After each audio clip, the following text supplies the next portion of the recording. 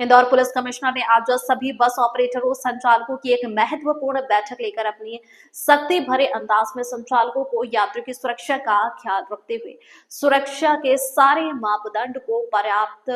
करने के निर्देश दिए। यात्री बसों में हुई महिलाओं से छेड़छाड़ की 2 घटनाओं के बाद अब इंदौर पुलिस कमिश्नर ने सभी बस ऑपरेटरों संचालकों के साथ एक बैठक पुलिस कंट्रोल रूम पलासिया पर लेकर सभी बस संचालकों को बसों में सीसीटीवी कैमरे, बस चालकों से लेकर उनके कंडक्टर क्लीनर की बस चलने से पहले ब्रेथ एनालाइजर मशीन से जांच हो तो बसों की पूरी कंडीशन सही रखना, तो तमाम बिंदुओं को बस संचालकों के सामने पुलिस कमिश्नर संतोष सिंह ने रखा। वहीं कमिश्नर सिंह ने सभी संचालकों को कड़े निर्देश भी दिए हैं कि अगर कोई भी घटना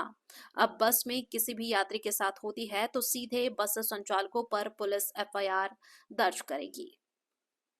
आज आज आज हमने यहाँ पे जो हमारे शहर के इंटर स्टेट और लॉन्ग डिस्टेंस बस ऑपरेटर्स हैं, इनको यहाँ पे आमंत्रित किया था और इनसे चर्चा की गई है। टोटल 42 ऑपरेटर्स हैं, जो संख्या इनकी जो बसें चलाते हैं 2 से लेके 90 से ज़्यादा है, बड़े ऑपरेटर्स भी हैं। इनको जो पिछले कुछ दिनों में, पिछले कई दिनों से हम लोग जो देख रहे थे लगातार, और जो बस ऑपरेटर्स के द्वारा जो बसेज ऑपरेट की जा रही हैं, उसमें जो बेसिक सुरक्षात्मक सुविधाएं होनी चाहिए और जिनकी कई कमियां पाई गई हैं, उसके विषय में इनको अवगत करा दिया गया है। जैसे कि बसेस में सीसीटीवी कैमरे होने चाहिए, केबिन में भी और पैसेंजर साइड में भी, और उन सीसीटीवी कैमरों का फीड इनका एक कंट्रोल रूम होना चाहिए, जहां पे आना चाहिए, ताकि ये पूरी अपनी बसेज को मॉनिटर कर सकें। बसेस जब एक बार इंदौर शहर से प्रस्थान करती हैं और अपने गंतव्य स्थल के लिए, तो बीच में जो रुकने का इनका पॉइंट होता है, वो भी पहले से डिसाइडेड है। उसके अलावा इनको कहीं नहीं रुकना चाहिए आकस्मिक परिस्थिति को छोड़ के। उसकी भी मॉनिटरिंग इनके द्वारा की जानी चाहिए, ताकि ये कहाँ रुक रहे हैं इनको पता हो। साथ-साथ इनको ये भी बताया गया कि अपने बसेस में ये ब्रेथ एनालाइज़र रखें, और चलते समय इनके ड्राइवर, कंडक्टर, हेल्पर जब चलते हैं तो उसकी रीडिंग भी इनको मॉनिटर करनी चाहिए, और बस जब बीच में रुकती है, तो उसके बाद भी उसकी रीडिंग लेके वहाँ से ये लाइव इनके साथ शेयर करें और उसके बाद वो चलें। तो कुल मिला के लगातार जो इनके ड्राइवर, कंडक्टर और हेल्पर रहते हैं, उनकी जो स्थिति है, गाड़ी चलाने योग्य है, नहीं है, कहीं कोई दिक्कत तो नहीं है, वो सारी इनके द्वारा लगातार मॉनिटरिंग होनी चाहिए। इनको बस कंडक्टर, ड्राइवर, हेल्पर के द्वारा किसी भी हालत में किसी पैसेंजर को केबिन में बैठा के ट्रैवल नहीं करना है। कई बार वो अपनी सुविधा से कर लेते हैं, उनको एक्स्ट्रा पैसे चार्ज करके। वो ऑनलाइन बुकिंग भी नहीं होती है, कई बार वो ऑपरेटर की जानकारी में भी नहीं होता है। ये भी इनको बताया गया कि ये कदापि नहीं होना चाहिए। 1-2 बस ऑपरेटर्स ने ये बात संज्ञान में लाई है कि कुछ लोग जो है वो किसी गलत प्रभाव में आके आ जाते हैं और फिर जो है बस में बैठने की जिद करते हैं। इनको ये बताया गया कि इसमें स्ट्रिक्ट रहें। अगर वो पैसेंजर लगता है कि वो किसी प्रकार से जो है वो योग्य नहीं है तात्कालिक रूप में बस में बैठने में, या उसको कोई परेशानी, दिक्कत है, या वो शराब का सेवन किए हुए है और ऐसा लगता है कि वो अंदर बैठे हुए पैसेंजर्स को परेशान करेगा, तो उसको उसको कदापि उसमें ना बैठने दें। और अगर उनके साथ कोई ज़्यादा इसमें झगड़े-वगड़े करने की बात आती है, तो संबंधित जगह की पुलिस मोबाइलें या पुलिस का उसमें सहयोग लें। इसके साथ-साथ इनको ये भी बताया गया है कि इनका जो मॉनिटरिंग का पूरा सिस्टम होता है, वो स्ट्रॉन्ग होना चाहिए, और वो अगर कोई कमी है तो उसको ये पूरा कर लें। इसको 1 हफ्ते बाद ऑन द स्पॉट जाके पुलिस टीम रिव्यू की करेगी, और 1 महीने बाद जो है ये सभी हमारे जो संचालक हैं, जो ऑपरेटर्स हैं, उनको यहाँ पे बुला के उन्होंने क्या-क्या कार्रवाइयाँ की हैं और इनको अगर कोई कठिनाई आई तो उसको भी सुना जाएगा। कुल मिला के बसेज़ की जो रोड वर्दीनेस है, यानी बसेज़ की जो मैकेनिकल फिटनेस है, उनकी जो पूरी तरह से लंबी दूरी चलने की जो फिटनेस है, वो भी जो है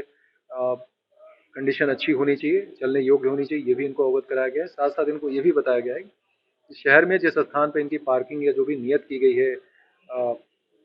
परिवहन विभाग द्वारा, प्रशासन द्वारा, वहाँ पे अपनी पार्किंग करें। उसके बाद ये जगह-जगह सवारियाँ नहीं भरेंगी। ये इंटरसिटी बसेज़ नहीं है, ये सिटी के अंदर चलने वाली उपनगरीय सेवाएँ नहीं है कि जगह-जगह से सवारियाँ भरती हैं। इनको तो जो स्थान निश्चित है, वहाँ से ही सवारी भरनी चाहिए, और लोगों की सुविधा का ध्यान रखते हुए टाइमिंग वगैरह का भी ध्यान रखना चाहिए। ये सारी बातों पे समग्र रूप से चर्चा हुई है, और सारे जो ऑपरेटर्स हैं, वो इस बात से सहमत हैं कि इन सारी चीज़ों को ध्यान में रख के पैसेंजर्स की सुरक्षा को, उनकी सुविधा को,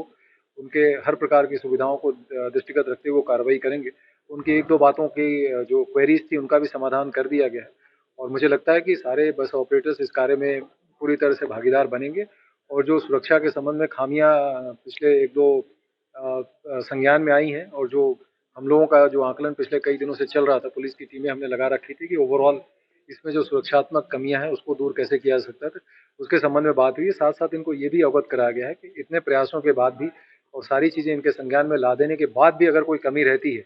और कोई घटना दुर्घटना होती है तो बस ऑपरेटर्स के जो टॉप मैनेजमेंट हैं, जो इनके ऑपरेटर्स हैं, मैनेजर्स हैं, उनको जिम्मेदार मानते हुए उनके विरुद्ध जो है वैधानिक कार्रवाई जो भी होती है वो की जाएगी, जिसकी जिम्मेदारी इनकी स्वयं की हो। सर, बसों में यात्रियों को लेकर क्या पुलिस के नंबर भी चस्पा होना चाहिए? ये भी कराया जा रहा है। इनको डायल 112 के बारे में भी बताया गया है, एफआरवीज के बारे में बताया गया है और साथ साथ